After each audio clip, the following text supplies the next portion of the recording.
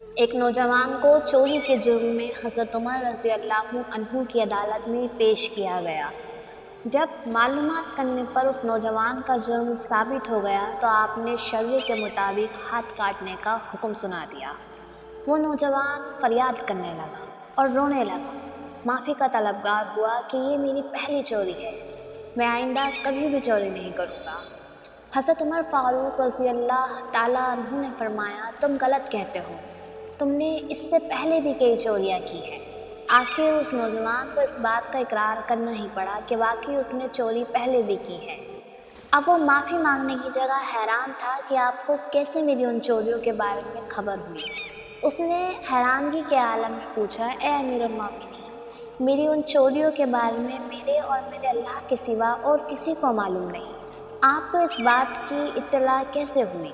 حضرت عمر نے فرمایا، اللہ تعالیٰ کسی کو بھی اس وقت تک ذلیل و خوار نہیں کرتا جب تک وہ برائی کی حد سے آگے نہ بڑھ جائے۔